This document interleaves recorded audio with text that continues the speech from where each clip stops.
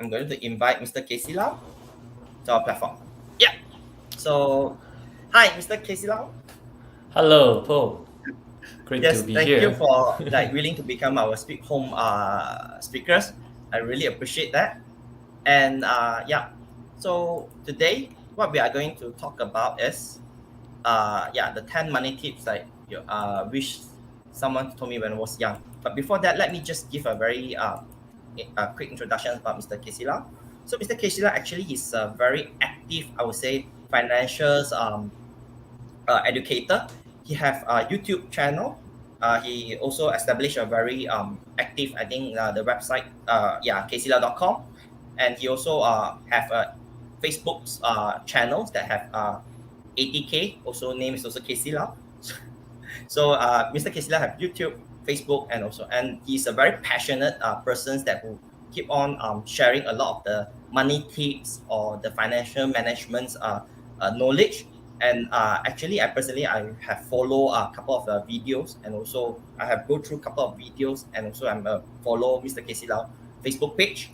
So yeah, so today I feel like I'm very honored. SpeedHOME is very honored to invite Mr. KC Lau to be our guest speakers, and he's going to share with us this topic. Thank you, sir. Oh, I'm so happy to be here. So, shall we get to the Correct. sharing?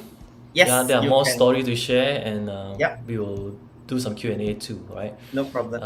Okay, So let me. I think right now you can. I'm going to. You can share the screen. Yep. Doing it right now. No problem. Take our time. Okay, so I just share it. Can you put it up? Can. Yep. Let me. Oh, I know why. Okay. Yes. Okay. So this is a topic requested by Paul. In fact, so Paul, thank you so much for being the MC here. And then I guess we'll hear more from you too when we're doing the Q&A later, right? So okay, the topic is requested by Paul. He said, "No, why can you share something? Top 10 money tips I wish someone had told me when I was young."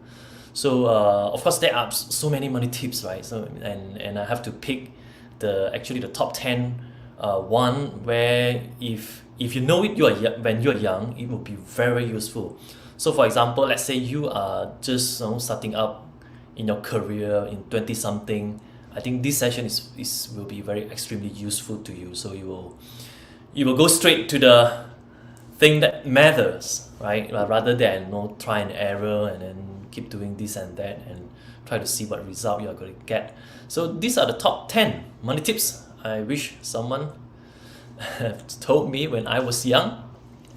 So first thing is that some disclaimer, the strategy outlined here is unconventional. So your situation is unique and don't just follow blindly.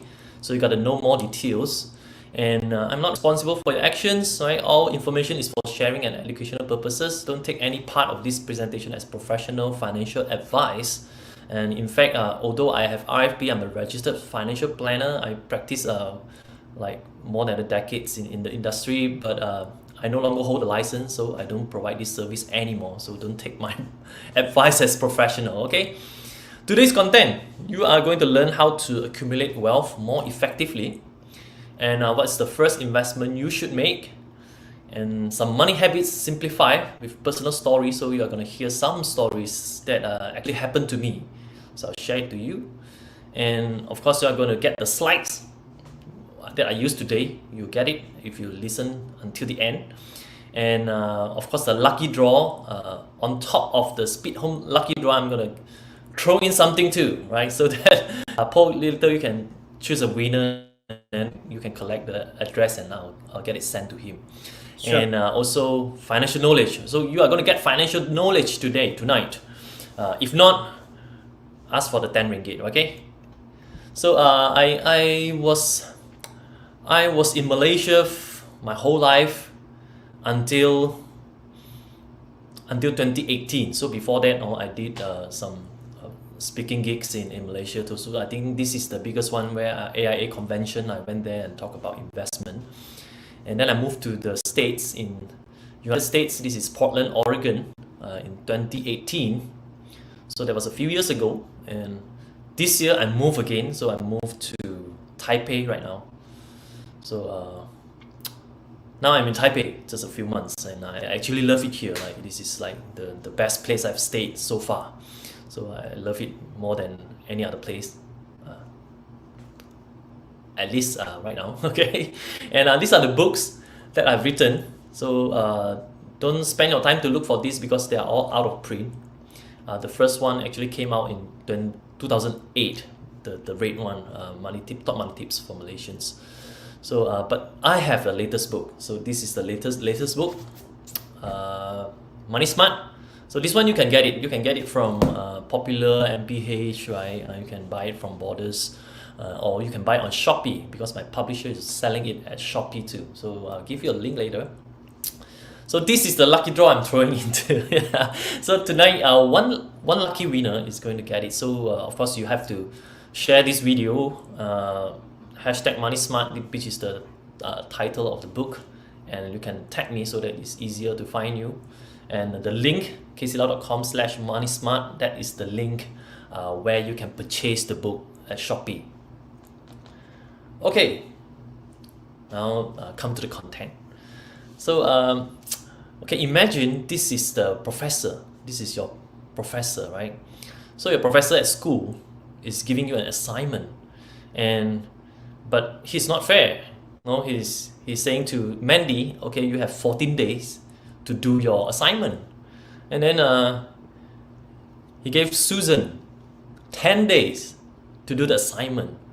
So can you make a guess who is more likely to submit the assignment earlier?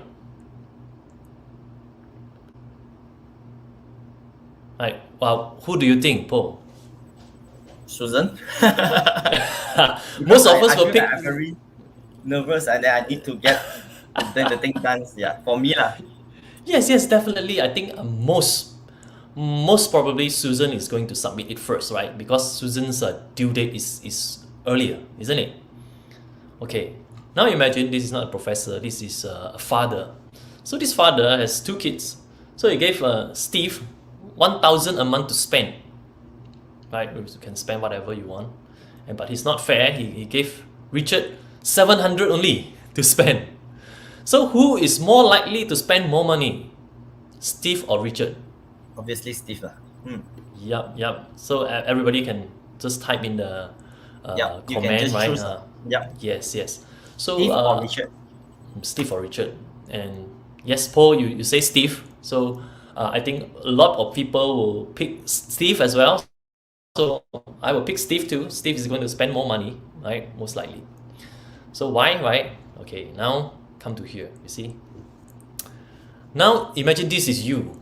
You have your money and you do your budgeting. So a lot of people, they do budgeting based on whatever they have, right? If you earn 3,000 a month, you're budgeting with your 3,000. If you earn 5,000, you're budgeting with your 5,000. So you're thinking like how to spend that 5,000. So I'm asking you to do the other way around. So you, instead of 100% budgeting, you budget only 70%, right? And then if you are doing budgeting on 70%, so you can guess, like in the case of Mandy and Steve and Richard, right? In your case, you will most likely be able to save more money. So when you do 70% budgeting, that means the money you earn,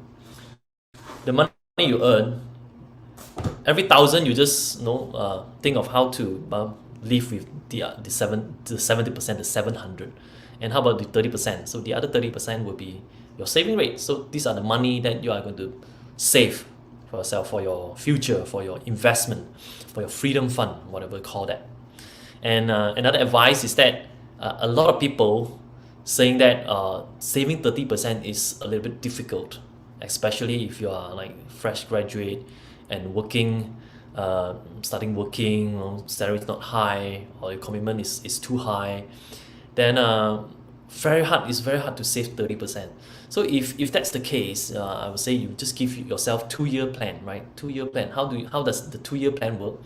It is that when you just keep on your lifestyle and you work on your career, and then you get an increment next year, or you make more money next year. Let's say you make another 10% next year.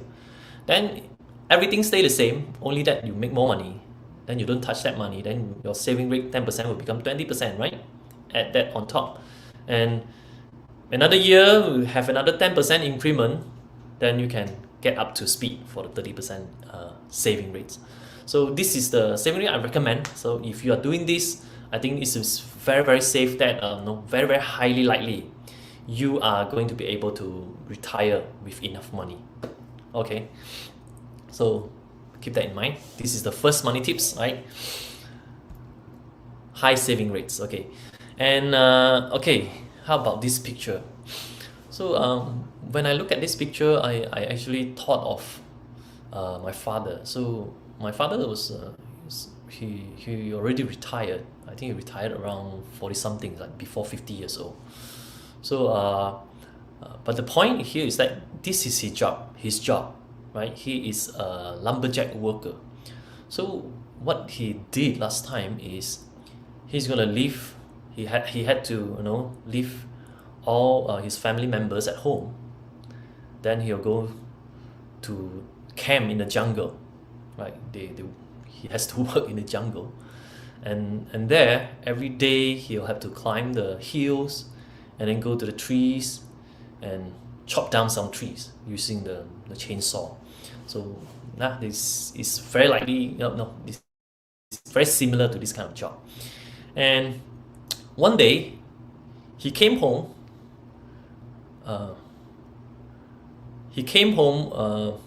Not himself driving, but his friend drove him home. So usually, I don't see him for a few months, and then when I saw him, I was very happy, right?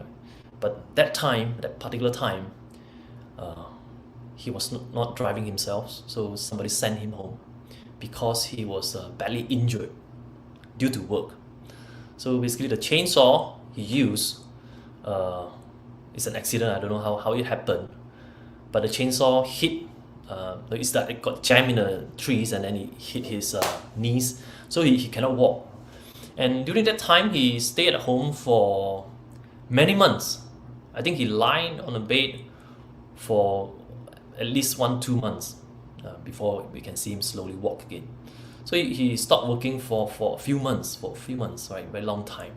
So for this kind of work, labor work, if you don't work, you don't have money. So that's the time when, luckily, my wife, my mother was a housewife. She's still a housewife, so she doesn't have an income. But what she did well is that she saved up a lot of money for this kind of emergency situation, because she always knows that my father might not be able to work one day, so due to the accident, this kind of thing. So definitely it happened, and luckily they have money, so I still can go to school. I was not forced to leave school. So money tips number two, I would say it's very important to have a rainy days fund. Of course, depending on your situation, everybody have different kind of circumstances. So how much do you need? You will have to estimate yourself. And for example, if you have stable income, and if your parents don't need your support, and you're just only looking after yourself, then you have 3 to 6 months of emergency fund. I think is very good enough. If you're self-employed and your income is irregular, then of course you will need more. And what if you are trying to do a startup, do a business, and then you're going to leave your job, and you still have families to look after too, right? Maybe you have spouse or you have kids, young kids. Then you probably need more. You need more than 12 months kind of rainy day fund, so 12 months of worth of expense, so that you can go do the things. Okay, so this is the second money tips. Have a rainy days fund, very important. Okay, now let's get to the third one. Okay, now can you tell me, when you got your first paycheck, what is your first goal? What is the first thing that you did? In fact, A, B, C, D, E, F, G here, right? Did you use it to buy a laptop, you buy a car, or you buy a house, or you prepare for your wedding, or you invest it, or you like you have your money and then you try to treat yourself, go for some good dining, or you buy something for somebody else, or buy something for your mother, parents, or whoever, and others things. So just want to get your participation. So, Paul, Yes, I'm actually monitoring the Facebook and the YouTube comment. No worry. Yeah, I'm looking. So guys, that if you are really, watching right now, just type, if you get your first paycheck, what's the thing that you do? A B C D E F G H. Just type the number, then that's more. Yeah, we will know later. Yeah, for but Paul, yeah, what did you do? yes. Actually, I do something. Also, I'm quite proud of myself. I share my paycheck like 30%. I give to my mom. Okay, My awesome, first awesome, paycheck. good. I work in the hotel. Yeah, at that time. Oh, awesome, good, good. I didn't remember what I did. No. What I did is my first. Okay, I make some money when I was in secondary school, so Yes. not Wow. a lot. That was just my pocket money, Okay. and no, I use that for spending, and then Okay. and then So maybe pay you can for see my that SPM. Oh, sometimes there's already one share person. their answer. So someone is say Okay, H. So H is others, wow. others. Someone is typing H, and also someone is typing that's his friends called Deng Sun Fong type C. And then Oh, someone okay, is choosing house, good. H, and also the various So far, I Uh, think H is the one of the answers that have the most people that H. Others, so that means you are doing something else that we don't know. yeah. So for me, I think the first significant sum that I got is from JPA. Is the study loan when I was in third year. So I got the check. I think is 5,000. I think it's 5,000 ringgit. So 5,000 ringgit for a semester. So I think I like 2 semester I get 10,000. So 10,000 a year. I think so. Yeah, 2,000, 10,000. Oh, I actually forgot. I forgot how much the loan is. No. I think it's 5,000 a year, and then 2 years to 10,000. So the first 5,000 I use it to buy a keyboard. I was a musician, so I need that keyboard Wow. to do some music stuff. So, but it's a very expensive keyboard. I should have bought a lower range one. No, maybe I should like got 2,000, 3,000. I bought one. I don't think it's a smart choice. But anyhow, I'm gonna show you. So if the first goal you set is correct, then it is like you are going on a race, and you are at an unfair advantage. So I look at the one on the left. He is a little bit starting. Her starting point is a little bit in front of all the others, right? So the first goal you set is very important. So the first financial goal you set for yourself is very important. So just now somebody say C, which is very good. So this is the first goal I recommend. So when you coming out now, the first goal, other than the small goal, right? So this is the big goal. You should aim to buy your first house, right? Buy a house. So why? Because of course property appreciates, and then because you can buy property with very high leverage with mortgage. So you put down 1 ringgit and you can borrow another 9 ringgit. So due to that high leverage, you are most likely going to make money from your house. And then when you're young, long tenure, and the installments very low because you're young. You can drag the the mortgage tenure until like 35 years or something. So this is the third money tips. First goal, buy a house. Then you'll be like doing much better than your peers who still don't own a house right now. Okay, so come to the next. So this is actually my credit report. So I bought this from RAM Credit. Now they are called Experian. So this was captured in 2018. You can look at my credit score is 757. So it's like more than it's in the 10 range, right? More than 740. So credit score is very important. Last time, not much, Last time they don't use a score, but now in Malaysia the score is starting. And when I moved to the US, actually score is everything. The credit score is basically everything, right? You need the credit score for your phone line. You need the credit score for your internet line. And then if your score is low, they are going to charge you higher. And I get my mortgage in US also, because of the score, we get a low interest rate. So everything is about the score. So it's the score for the adult. Also, yeah, the credit score also depends that you can rent a house with zero deposit or not. So like what kind of score minimum that you're looking at? Like at SPEEDHOME? Mostly I think it's like we are looking for like is it there's any default lah. We are more concerned on the default. Yeah, but we don't disclose like how many minimum that you get, but at least you don't show like everything is 2, 3, 4, the loan payments, the terms, and we saw a lot of or even worse, your bankruptcy or the court case or something. Yeah. Yes, so I got what you mean. So this is the page that you're looking at, right? The secrets report. So when you buy a report from whether CDOS or Experian, you're going to get this secrets report included too. So but you can get this secrets report free at Bank Negara Malaysia. So what you want to see is that, of course, you want to see all 000. That means you pay all on time, right? So like for this guy got 321, that means he didn't pay for 3 months, and then he cleared it off. So when we got 0, and sometimes 1 is okay. Sometimes people forget. And then but if you see 2 and 3, of course this is not good, right? And imagine when someone pull your record, your score is very low, and then there's nothing here. So imagine there's nothing here. So this is a very dangerous report too, right? That means you have nothing to show. So my next money tips is that apply a credit card as soon as possible. So when you come out to the society, first get a credit card.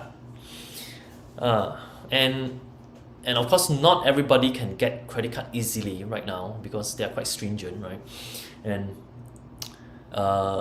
it's very important when you get a credit card, you will start to build your credit score. So that means when you pull the record, the Experian and CDOS, they have something. They know how to count your score right now. So because you get a credit. So credit card is the easiest, I would say the first step that you should do to build a credit. And then how about you cannot get a credit card? So I also have a friend. Actually I have a friend who never got a stable job. So he's doing freelance all the time. So no paycheck, right? And then if he makes less than 35,000 a year, he didn't have to file income tax.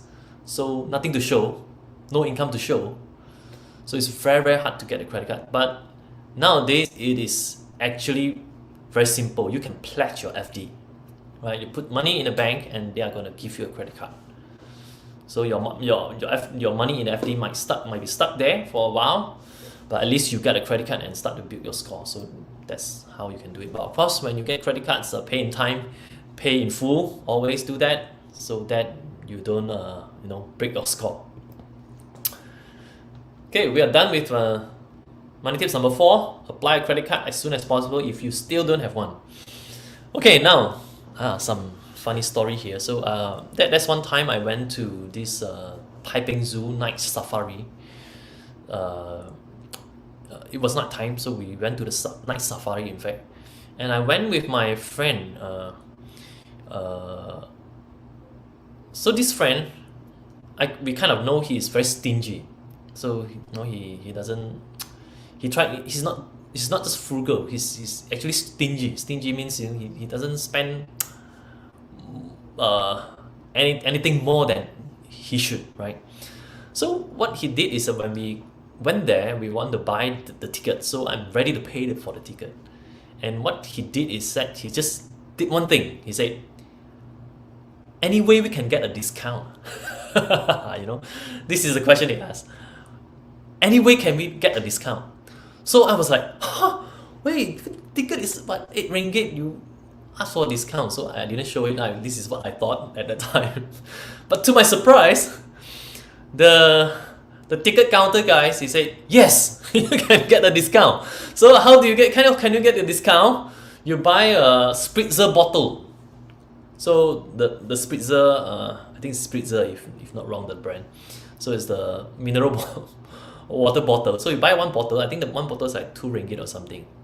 And then you get 2 ringgit discount on the, so it's essentially like you buy the ticket, you get the water lah, but you have to buy the water first so that you can get discount on the ticket. So yes, he did that, and to my surprise, and I suddenly realized that whenever before you pay money, why not just make it a habit? Just ask for discount. Because it doesn't hurt, right? So of course, last time I used to try to cultivate this habit, but I don't ask for discount all the time right now. So it depends on the price of the thing. So sometimes when like hawkers, they are selling things so cheap already, so we still ask for discount. I don't think we should do that. So depends on your situation. So but important when things are expensive, so you should ask for discount when things are expensive. So this is another case here. So when we came here to Taipei in May, so before May, I want to find a place, an Airbnb that we can stay for 1 month. So I think in March or something, I was looking at shortlisting some of the home Airbnb place that we can rent for the whole place and for a whole month. So there are a few selection, and we came to this one, but this one is not in my budget, so it's like 10% out of my budget. So I was thinking, this is a little more expensive, a little bigger, but it is very nice. The place is very nice. So my wife also like it, and then my son also likes it.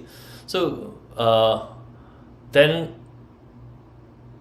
by right I should just like book it, right? So I was thinking, okay, we are going to spend 1 month here, so it's not a small sum, because we're going to rent 1 month, it's not one night.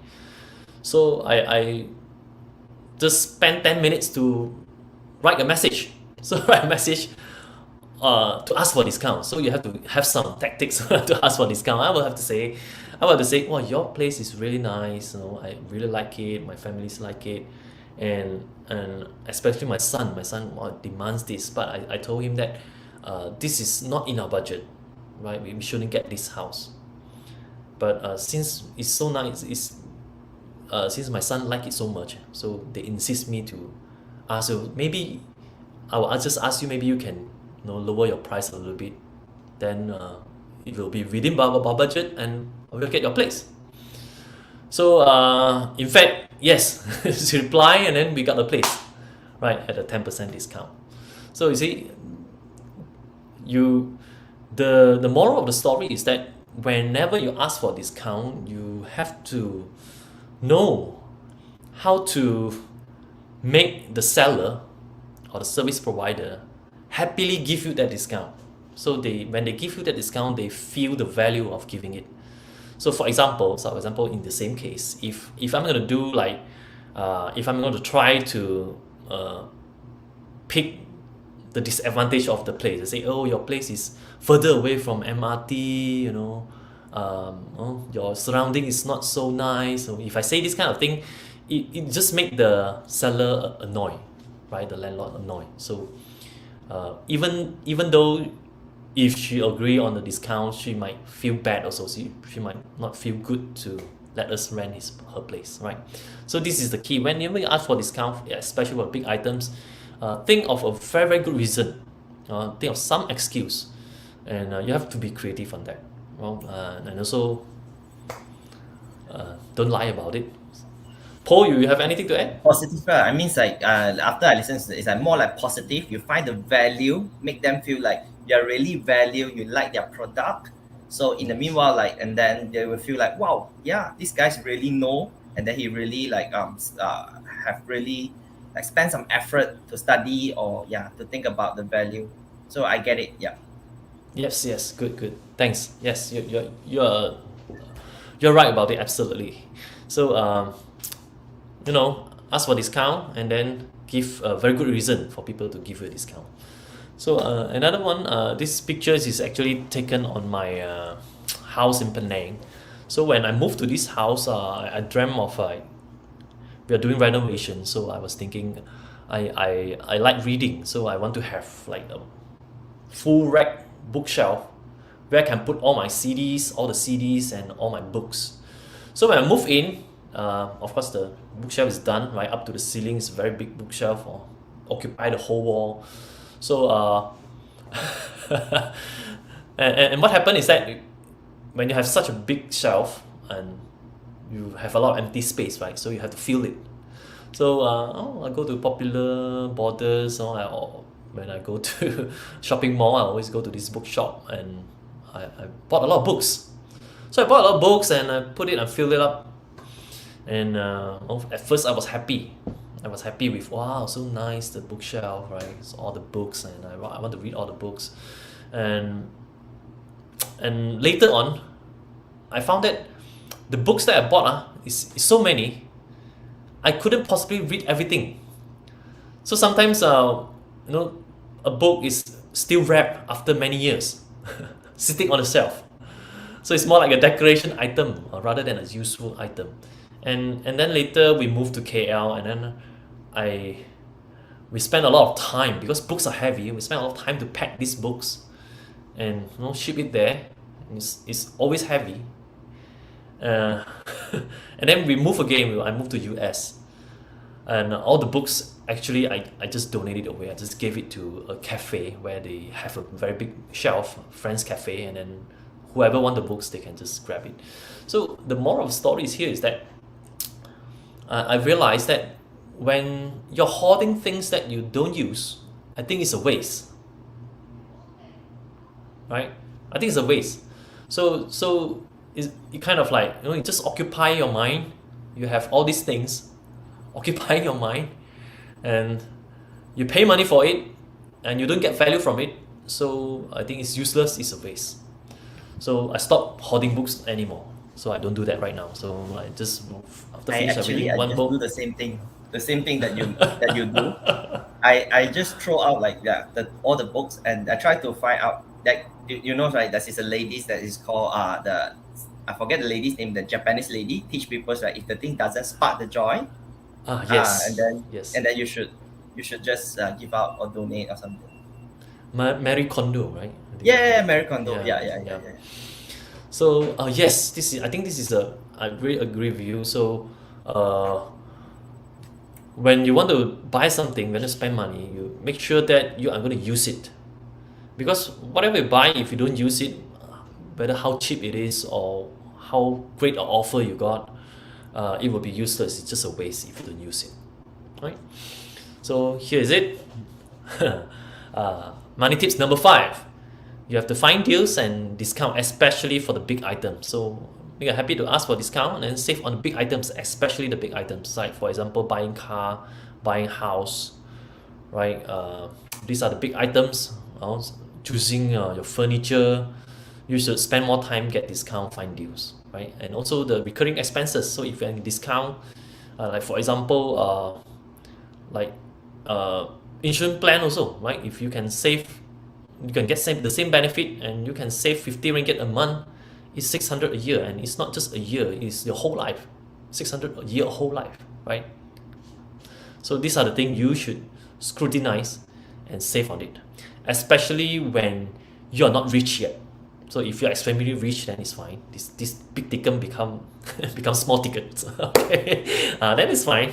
Like you're Jeff Bezos, you don't have to spend time on this thing, right? So, but if you are still starting out, right, accumulating your wealth, you might not have 50,000, might not have 100,000, might not have a million yet. Then these big tickets items are going to help you a lot, right? And buy only the useful stuff. Okay, the next one. The next one is about this movie called 300. Right, where I think you watch it like or you watch a series in Netflix called the Spartacus, right? These people goes to war, and then when they go to fight, they don't wear armor. Like imagine you are going to war. So do you prefer to wear like this, although you have six packs, right? Although you have six packs, or do you prefer to wear like this, or you wear like this to go to war? You're gonna fight somebody.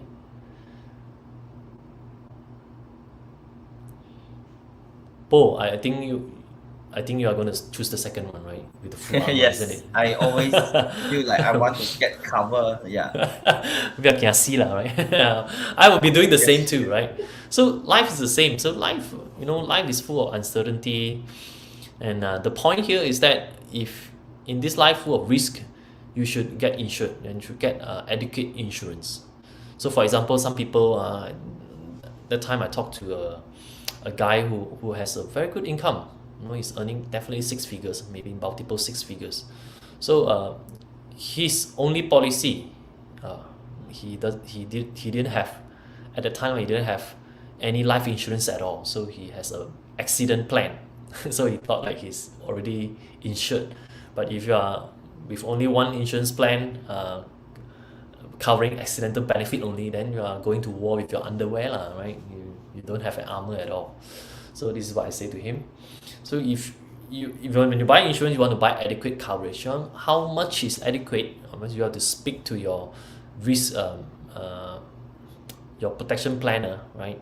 So your insurance agent, so that they can, he should be able to explain all the benefit to you, and then tell you how much coverage you actually need. So talk to a few, and then make sure they cover this 3DHA. We call that 3DHA, very easy to remember. The first D is death, second D is disability, TPD, total permanent disablement, and the third one is the diseases, right? The major disease, and then the H is hospitalization and surgical, and then A is the accident. So this is the three things. So if you have limited budget, you insure starting from A.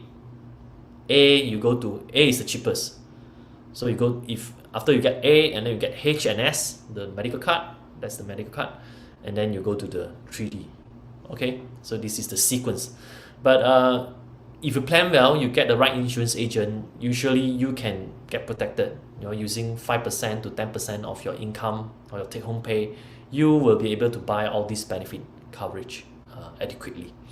So do this, and then always try to use the minimum premium to pay for all these benefits, so that you can have more bullets for your investment. Okay, we're done with tips number 6, adequate insurance, minimum premium. Okay, again, please share this video so that you can participate in the lucky draw where I'm throwing in this book as well, on top of the books SPEEDHOME is giving away. Okay, another picture to share, right? So these two pictures were taken this year. I took this year. I think on the right hand side, that was in US. I think in April, end of April, I took that one. Your son, And is then- it in the left? No, that's me. So Seriously? yeah, that's me too. So on the left is taken in May. So it's like maybe just 2 weeks apart, right? So you see, what is the major difference? Right, you can type in the comment. Tell me, like, what is the major difference? What do you see? Of course, I was wearing mask. So imagine I'm not wearing mask. I know the Same answer face. already. Oh, you know the answer. Okay, like I guess. Pope. Okay. I just Okay. guess later. I let just wait for a while because I think that is a bit delay. So when you ask when you ask a couple of questions, right?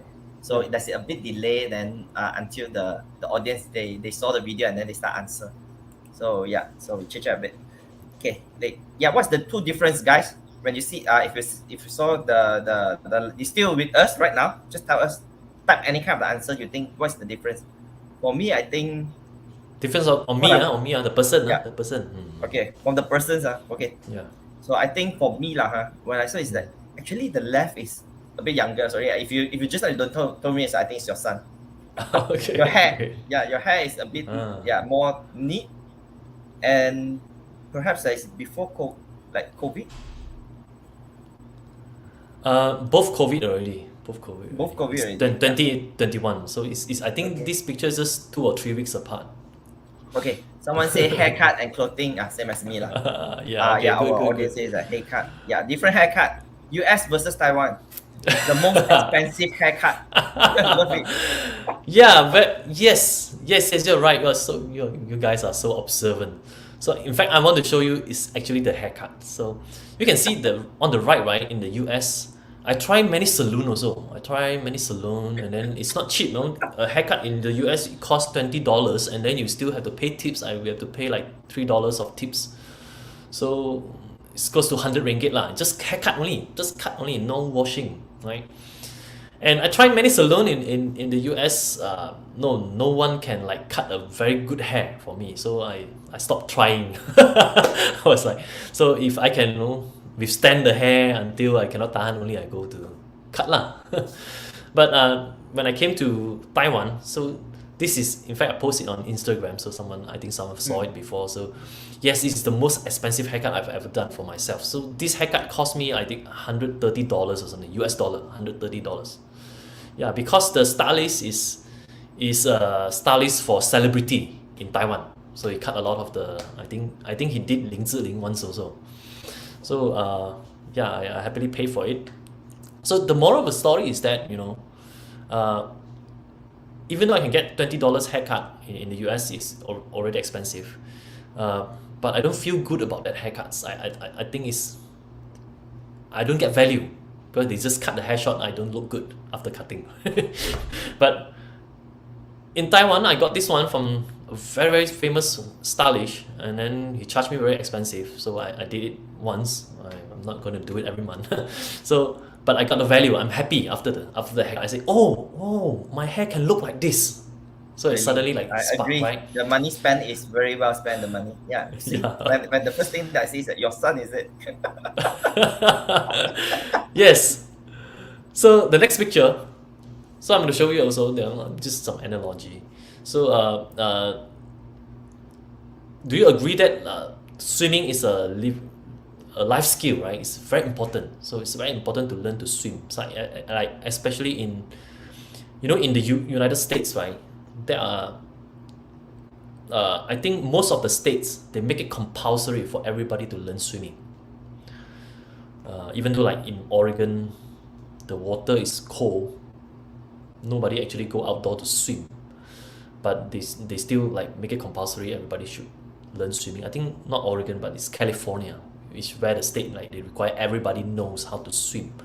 So when you swim also, when you go to swimming class, they will teach you the first thing is how to breathe first, right? You have to go in the water, blow, and then come out, and then you inhale. And then you learn the breathing, and then you learn some very simple action, like how to kick water, right? So this thing. So you don't learn butterfly at first, right? Butterfly is like the last one, the last style you will learn, right? You probably they will teach you freestyle first, and then you learn breaststroke. So it is a progression. So in life, a lot of these skills are progression. So you learn this level 1, and then you go to level 2, and then you go to level 3. Same for the hairstylist. If you're always level 1, you charge the level 1 kind of fee, right? So you go to level 2, level 3, level 4, you can use the same time, but you earn more money, right? Still the same haircut, but it costs many times more. So the point here is that when you learn how to invest, right? If you don't know, then you will stick with very safe thing. You stick with FD, fixed income. Then the next one, maybe you learn a little bit about unit trust, how it works, and kind of understand how ETF works. Then you can expand your investment a little bit. You go to these things, unit trust, right? And then if when you have knowledge about stocks and properties, you go in, you buy your second properties, you go in and buy some stocks, right? And then some people want to try it themselves. They want to do startup, right? Entrepreneurship also. So this is like level 1, level 2, level 3. You have to expand your capability, and it is a progress in life. The growth just never stop. So you have to understand this right from the start. So we were born to learn from day one. Like we learn how to talk, how to walk, everything. And and actually the learning never stops. That's the point I want to tell you. So it's always upskilling. You have to grow to go to the next stage. So the only time you are actually growing is when you are doing something uncomfortable, something difficult. So it make you fret to do it. Then that means you are doing, you are actually growing, you are actually expanding your capability. So I call this word on the top money tips, number 7, always upskilling. So you have to always increase your capability. So but of course you can learn a lot of things. There are so many things in this world to learn. So learning the right skill will make a big difference in your life too, right? So if you want to plan it well, you identify the upskilling path, and another thing you can bear in mind is that you have to have the end in mind. Then you can actually draw a path of what kind of thing you want to learn so that you can get there, right? So if you don't know where to get there, you find the people you admire. So those are the mentors. You go to them, see how they get there, and then you just follow their pathway, right? What kind of things they learn, what kind of things they do. You kind of learn from there, and then try to learn all these skills that are useful for your whole life. I think choosing the right skill to learn is also very important. Like for example, investing is a skill that you can use for your whole life, until you are age 90 years old. Like Buffett, Charlie Munger, they are still investing. It's not like they retire, then the skill is not useful anymore. But the skill is, investing skills never go out of fashion. So this is the thing you can learn, right? It will be useful for your whole life. And also like public speaking. If you can do public speaking, you can be a leader, right? People will listen to you. So these are the things.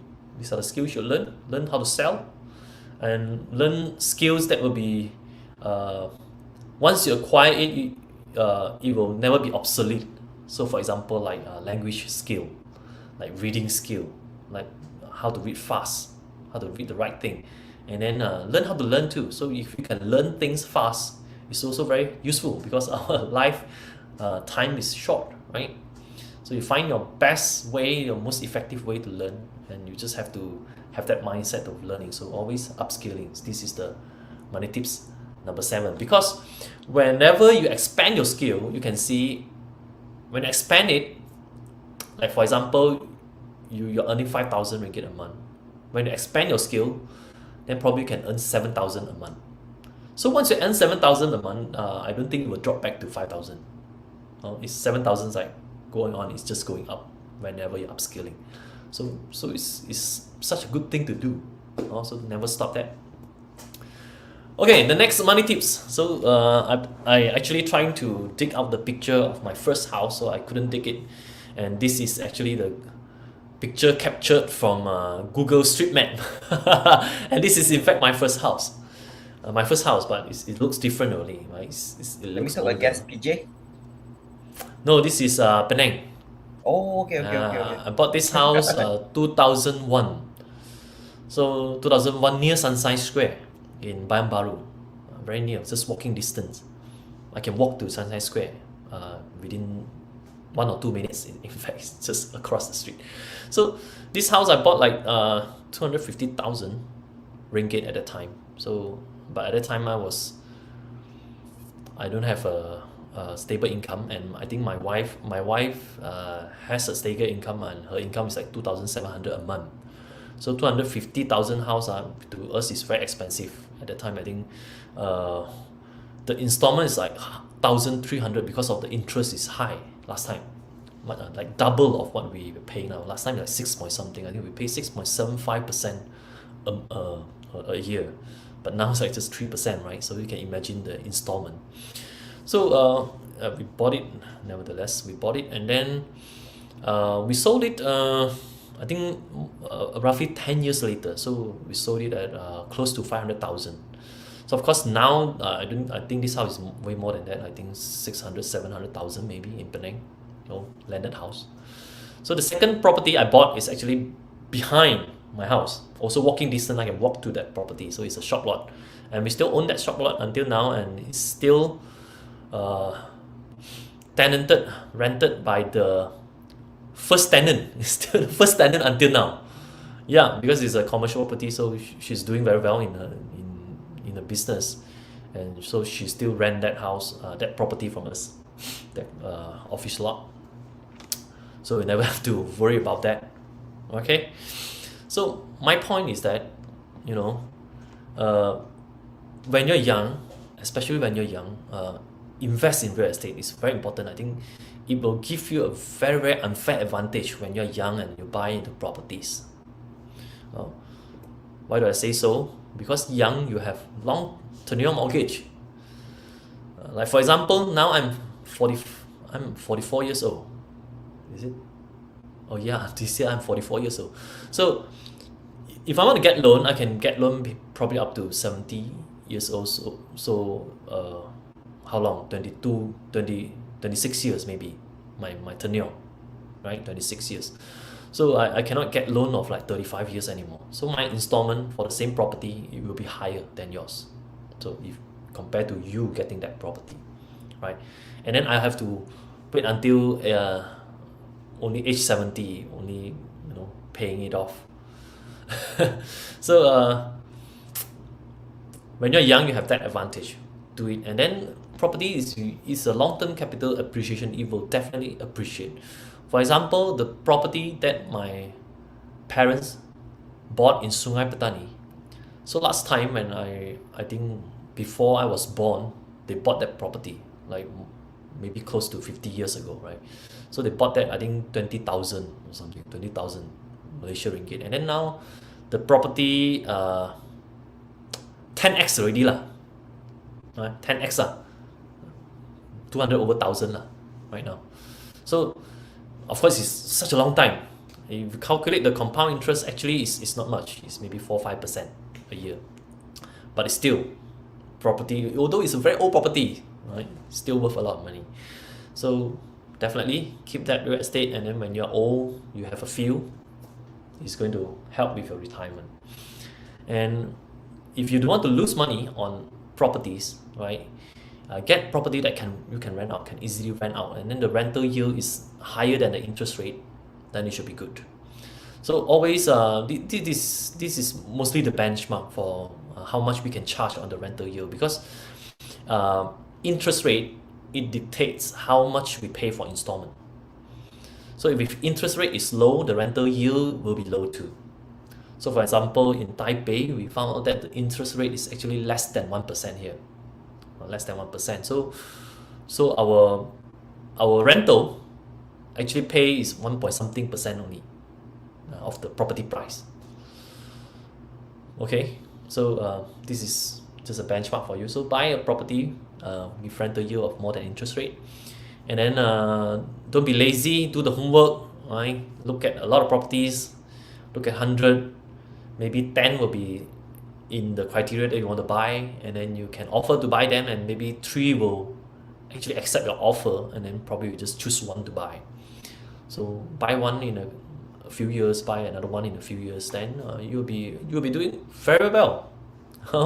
After having a few properties, you're doing very well, all rented out. Okay, so this is the money tips number 8: invest in real estate. Okay, just buy more houses. And then okay, so these are the big brands. Actually, there are some stocks that has grown a lot for the past decades. Like the first one is Berkshire Hathaway. That is Warren Buffett's company. It started in 1965, and Amazon, I think, listed 1998 or something, right? Apple, I forgot. Google could be the latest one. So you look at the share price, like Amazon. You can buy Amazon stock. Actually, I heard of Amazon in 2001. At that time, I was in the US for a year because my wife was on assignment for a year there. So we went there after 9/11, after the 9/11 terrorist event. So I was there, and I actually bought books from Amazon. But the problem, I think I don't have money to buy their stocks. No, I didn't do that. So at that time, you can buy the stock like what $16, maybe less than $10. You can buy one share after year 2000, after the internet bubble crash. So you can see about I came in late. I bought Amazon stock, a few of it. I think I bought the first one in 2018. Still not bad, right? 2018, I think bought 1,000 something. Very So, good. yeah, Yeah, also 2 double. times or 3 times already. Yeah. So, so the moral of the story you can see here actually, if a good company like Amazon, it doesn't matter when you buy it. You see, you just need to make a decision to buy it. You can buy in 2001, then you buy in 2001, you hit a jackpot, right? You'll be doing very well. You buy in 2005, 2009, you are still going to make a lot of money. Even you buy 2017, you are also many multi-baggers for this one. So, I think the hard thing to do is just making that decision to buy this good company. That's it. And buy it and then don't sell. And this is another very important, very hard decision to make. Is when the companies keep doing better and better, just don't sell it. Because some people, when they look at the gain, they want to realize the gain. They want to sell the stock and make the money. So if like for people who bought in 2001, they sold it in 2013, you're going to lose out all the other gain towards the end, right? And we still haven't know the story yet. I don't know, the graph, you can plot it. Probably still going up another few X, I don't know, right? So another stock, Apple, also, it doesn't matter when you buy it. So my mistake is that when the iPhone first came out, I didn't buy the Apple stock, I bought the iPhone. I bought iPhone, first generation. I bought it from US even, before it was even launched in Malaysia. So I was thinking, how silly I was. I find ways to buy an Apple iPhone. Why didn't I find ways to buy an Apple stock, right? So, just buy it anytime, you see. Like Berkshire Hathaway, you are reading this correctly. This is 420,000 a share. One share, 420,000. So last time when 1965, it was less than $20. $20 become 400,000. So imagine like $20 when it goes up to 1,000, people already say, wow, it cannot go up some more. But 1,000, it went up to 420,000. Right? This is the thing that happened. So it's just a decision to buy this stock. So I bought this stock, I think starting in 2013 or 2014 only, I started buying this stock. But I actually know this stock many years already. Many years. I think I read about it in Rich Dad Poor Dad books, I think in year 2000 or 2001. Of course, that time I don't have money to buy. Okay. Again, Alphabet, this is Google. It's also the same thing. You look at the graph, right? So, tips number 9. Stock investing is not hard. You just have to buy good companies and hold for a long time. Just buy them. And this is the one single advantage that is way better than properties, is that when you buy a property get old. It's still the same property. It's not like buying a tree can grow, right? But buying a property, you need maintenance and it's still old. You will get old and older and older and older. After 30 years, 40 years, it's a very old house. But buying a good business, it keeps growing. It's like tree that never stop growing. Like imagine you bought the Amazon, the Apple, the Google. I don't know when they are going to stop growing. It just keep growing, right? So tips number 9, buy good companies and hold for a long term. Very easy. And find how do I know this is some criteria? We find a high ROE company, return on equity. We find good management company, and we don't want company with a lot of debts. And then we like business with strong moats. Right? Strong moats means it is not easy for competitors to grab their business. Like for example, you think of Google. How can other companies compete with Google on the search engine? I think it's like impossible at this time.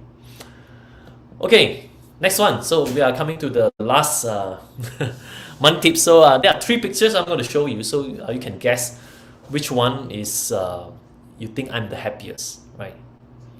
So this is the first picture. If you think this one is I look happy, you can type 1 and then 2 and then 3. So this picture is actually a business class. So this is business class is not from Penang to Langkawi. It's not short distance. This is long distance. Almost 20 hours of flight because it's from US back to Malaysia. So it's a business class. So I'm happy. Like I'm the first time I sit on business class for so long. And then another picture.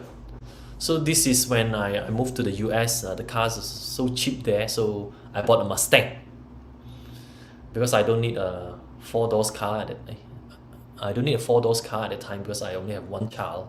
So this car I actually use it for grocery, and then I sometimes go for hiking. I drove it, and then I send my son to school to drum lessons. So it is not for circuit because I'm actually not a car person, but it's a nice car. It's fun to ride. So do you think I'm happier on the plane, or I'm happier driving this car? Right? Another one. So this is actually my first car. In fact, it's not my first car. It's my wife's first car. My first car is the same model, just different colors. But this is the picture I can find. So this is a Datsun 120Y. I think we bought it. Datsun 120Y. Yes, 5,000 ringgit. That same car. It is like I think it's like the Proton saga at the time, right? So like everybody's like value for money is easy to fix, and it's not it's reliable, I think. So Datsun 120Y. So it's my first car. So do you think which pictures I'm the happiest? 1, You see, I will go with 3. 2, 3. I'll go with 3. Let's Wow. just wait for a while because Okay. 3. You see, start. Mr. Gavin, he typed 3, and Mr. Yuva Raja also typed 3. So let me see. Wow. That is some friends also in the Facebook. Yeah, they typing 3. Yeah, they all go with 3. Wait, why everybody typing 3? Give me a reason. Okay, I'm Because you are going to young. hear your reason, Paul. Yes. Okay. I just give you my reason. So just simple because that time your need or your expectation is not that high. So when you get like some things is really like out of expectation, and then you feel like very satisfied. But when you are getting older, matured, then you can buy things easily, better, and then you lost that kind of the feelings that when you own. Because I'm also not young also. I'm 35 years old this year. Really? So I can understand. Okay. Yeah. Okay. Right. Yes. Okay. Just review the answer. I will say actually I'm happy with everything. Okay. No, I'm happy. I'm happy on the business class. Of course, when the second time you ride on business class, you are not going to feel that excitement anymore, right? I see. And then car also, when the first day I drove this, of course it's a nice car, and then I didn't pay a lot of money for that. So of course I'm very satisfied with that. And then this one, of course I think this is a trick question. My trick question is that even though this is a very old car, but the satisfaction you get from that upgrade, because before the car I was riding a motorbike, right? So from motorbike you go to a car, suddenly you got aircon. Right?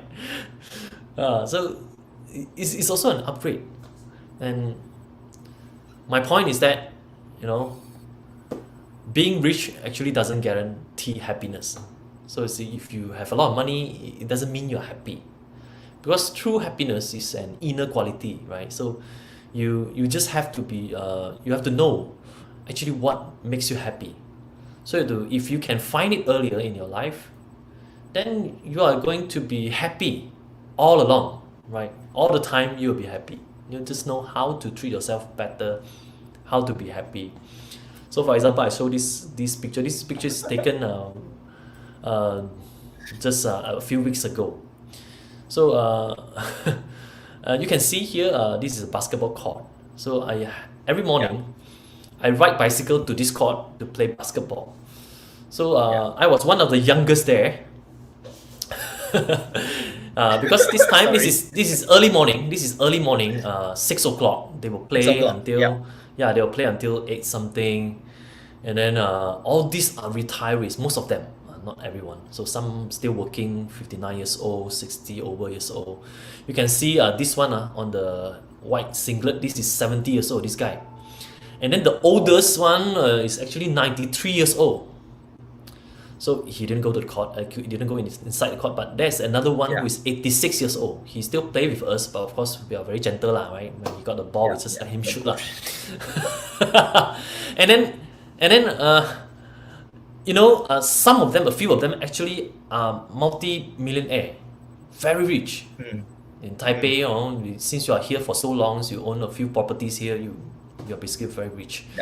So you can see, although they are rich, what they enjoy every morning is actually come to play basketball. And it's actually the same thing for me too, right? And in fact, I played there for 3 weeks, and then I sprained my ankle again. So I'm the one actually got injured, not the old guys, right? I'm the one who got injured. So then I told my mom, hey, I got injured again, sprained ankle. So I sprain my ankle every couple of years because I always play basketball, so I jump a lot. And my mother actually told me, said, you should stop playing. I was thinking, what? I'm 44 and you look at this guy. Everyone is older than me, so they are still playing, right? Why should I stop, right? So I realized that because playing basketball to me is very happy thing to do, right? So fun. So it's happier than me driving Ferrari. I drove it before. I didn't really like it. Of course, it's a great car, fun to ride. But I think playing basketball is better. I'd rather have a fit body to play basketball and I can still jump, I can still run, rather than I have a big tummy and driving a Ferrari, and having a hard time to climb out from the car. So this is the point I want to convey to you.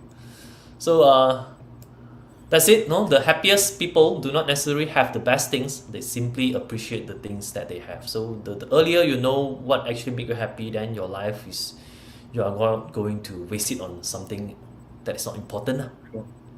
True. Okay. Like, although the Buffet already so rich, but actually he's still like eating a simple burgers, driving a very old second-hand car, this kind of stuff. Yes. Yes. So just recap, right? High saving rates, have a adequate rainy days fund. First, go buy a house, apply a credit card as soon as possible. Find deals and discounts, especially for the big items. Have adequate insurance with a minimum premium. Always upskilling, right? And invest in real estate.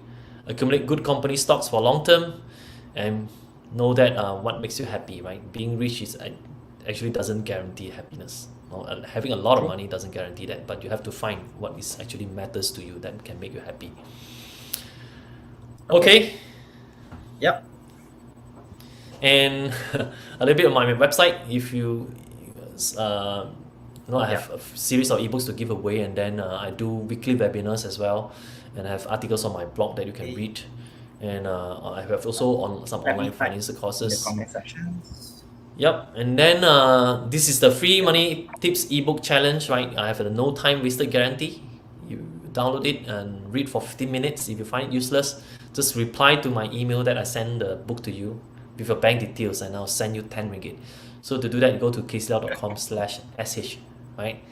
Then enter your details and you'll be able to download. We already share the link in the comment sections. Oh, thank you so much. Yeah. And also the lucky winner, how do we pick one? So I'll let you. Yeah. I'll let you monitor that. Just go to the share, and then we copy all the name from the share. We will just extract the shares. We have a software to extract all the shares, users' shares name. Then you contact them, right? And then we have automatically generate lucky draw, so that we will make a small poster and put it on our social media. So they just need to go to follow our social media, then they will see the winners, the names of the winners. Yeah. Okay. So you can just pass me the details and I'll just No send a worry. copy I will to. pass you the details once I confirm that who's the winners. Okay. Okay. Awesome. So you can get these slides. Go to kclau.com/shf. You can download this slide, Mm. and then for the free ebook challenge, that's the link. Cool. Okay, awesome. So Okay. that's my sharing for tonight. No worry. So let me change a bit of the layout so people Okay. will see your face clear. So okay. So actually, Mr. KC, we already compiled a couple of questions that's it starting. But right now, before we really start the Q&A, so just give our audience like 1 or 2 minutes, 1 or 2 minutes to let them to type it the questions.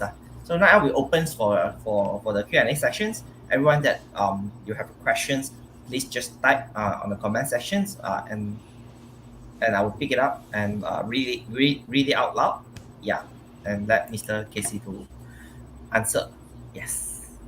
So guys, you guys can keep, but yes, already very fast. So first questions. So I saw like some friends already typed. So it's just now you mentioned that get the insurance protections. So he is asking a quite relevant questions. How long should I review my insurance? So if you buy insurance, you should review time on time. So how long?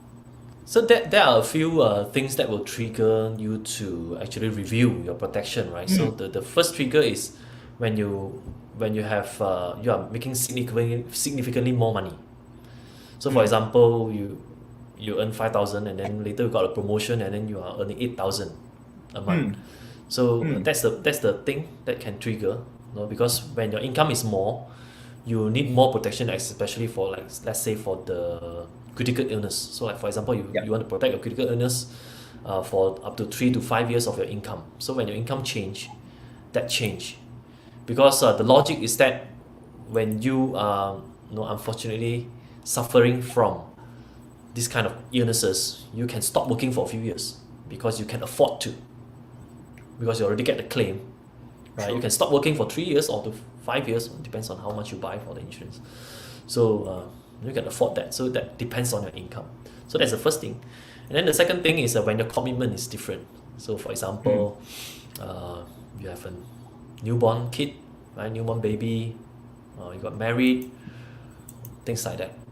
So and then also you can review when you no longer have that commitment too, right? When your children all grown up, then you probably don't need so much protection anymore. Then you can reduce it.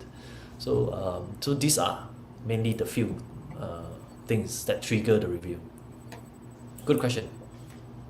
Okay. So second questions. So that's someone, because we also know Mr. KC Lau, you are the persons that who really like kind of sophisticated investors, I would say, that invest on stock, invest on property. So that is any resources that I can read to learn how to do the property filtering. Like how can I choose that? Does it any resources that they can to learn?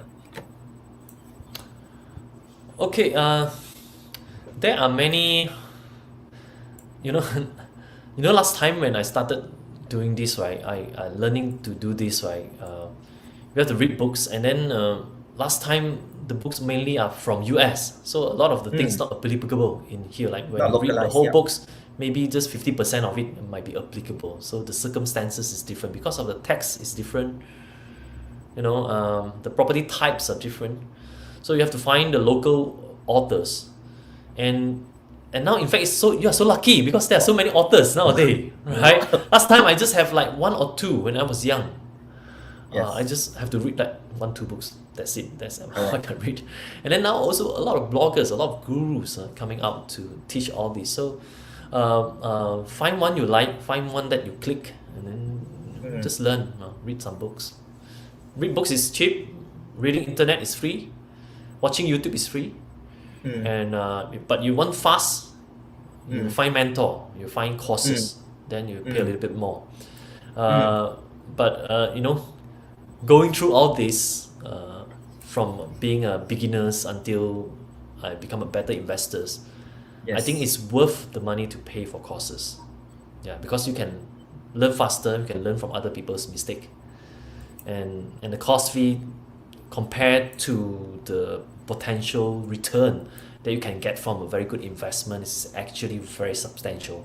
So you know, I mean, relatively lah, the cost fee and the gain you can get is actually very worth it. Yeah. Okay, for me, simple. Follow SPEEDHOME RinggitHack Show's channel. We always invite, at least in a month, we invite 2 to 3 different the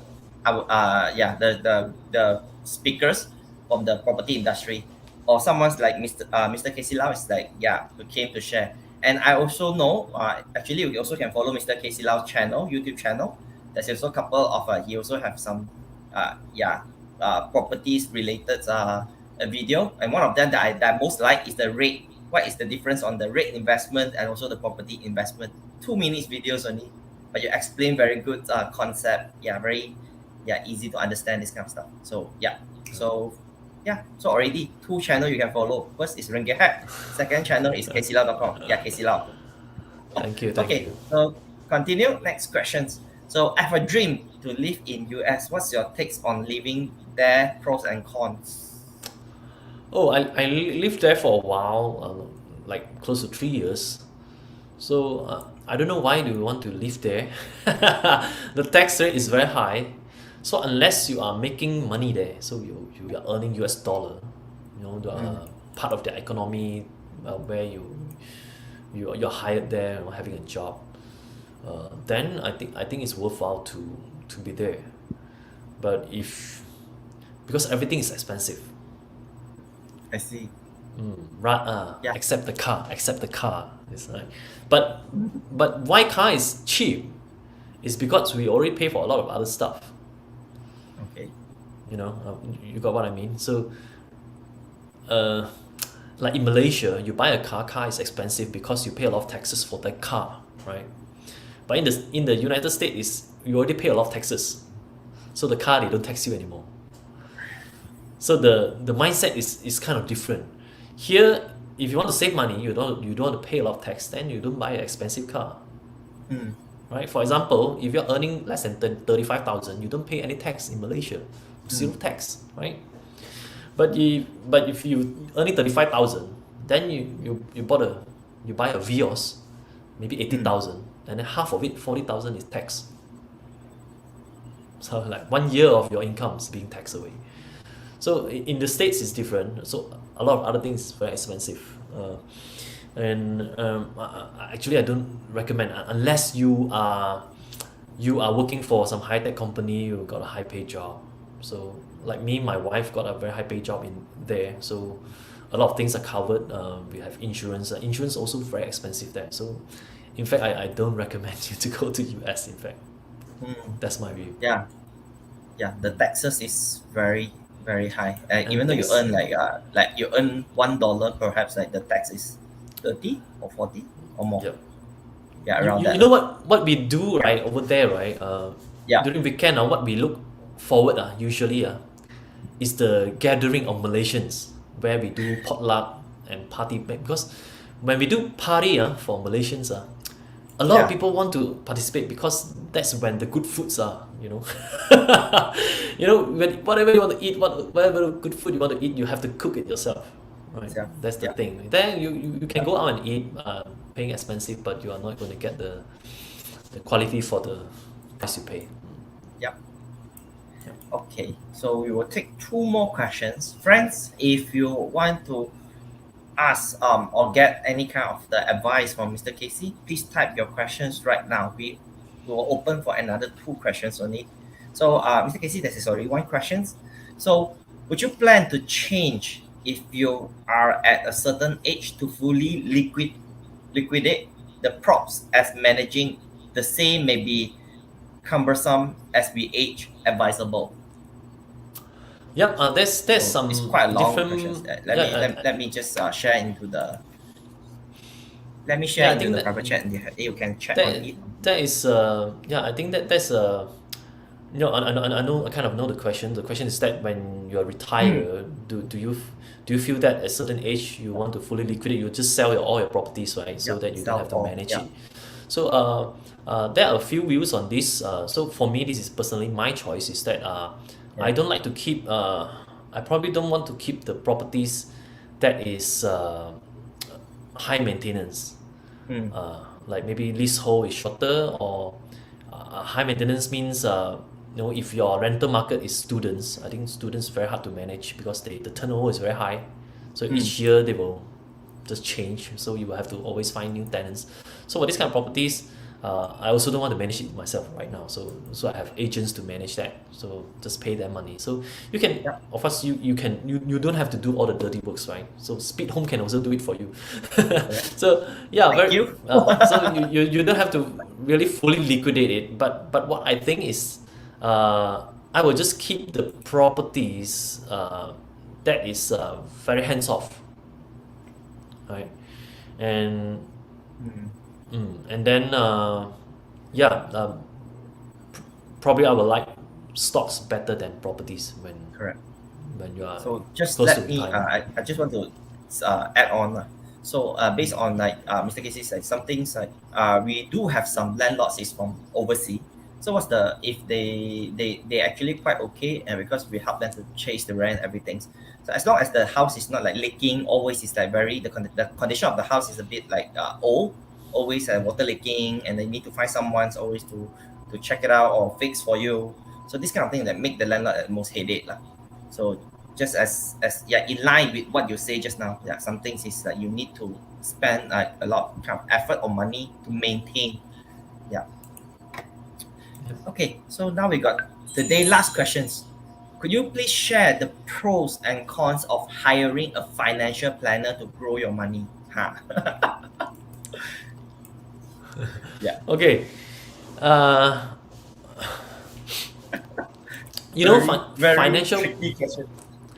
yeah, financial planner. The job is help you to maximize your portfolio. Yeah. So basically, it also depends on the planner's skill, right? But you have to bear this in mind. They are financial planners, so they are not professional investors. So they are not that. So what they can do for you is basically just construct your portfolio in ETF. Usually they will do it in unit trust, because unit trust is the only products that pay them for managing that for you. So if you are fine just investing in unit trust, then a financial planner will be worth it if you are will be worth it if you are just in terms of investment. But some planner, they also do a lot of things, right? They actually kind of like help you do estate planning too, and then help you to do your wealth protection or everything. So it depends on finding the right financial planner. But the thing is, this is what I personally believe, right? I think when you don't really know all this knowledge, right, you kind of very hard for you to differentiate who is the better planner, right? It's not easy. So in this case, you try to find planner that can educate you, so who can explain things to you, can teach you the stuff. So talk to a few, just don't just talk to one. So interview a few. There are quite many here in Malaysia right now. So just talk to them, and my belief is that try to equip yourself. You are always the best financial controller. So you are the best planner for your finances.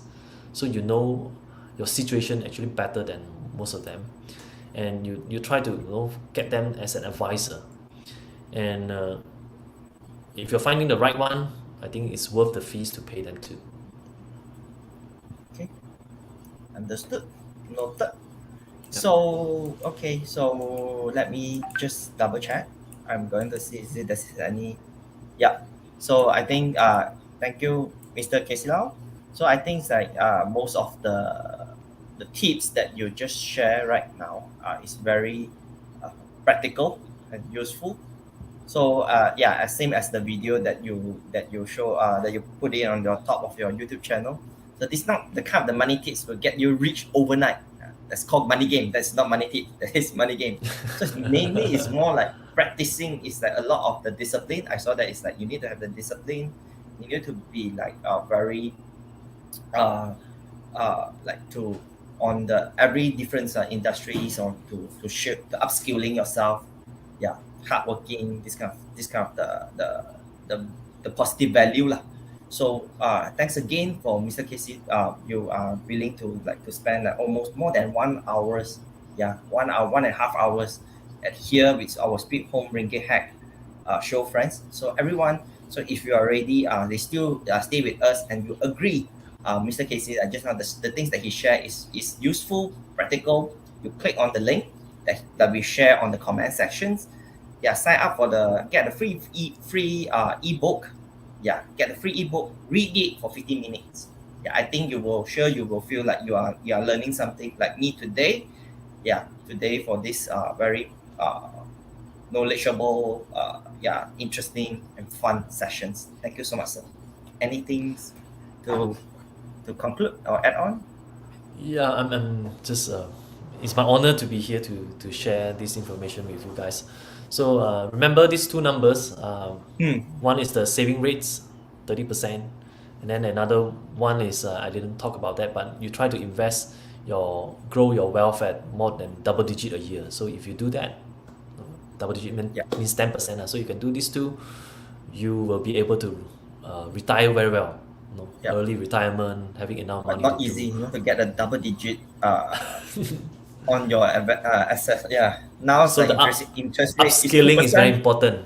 Yes. So it's 5%. Now the interest rate is 2%. So means that you need to get 5 times of the current bank interest rate in Malaysia. Yes.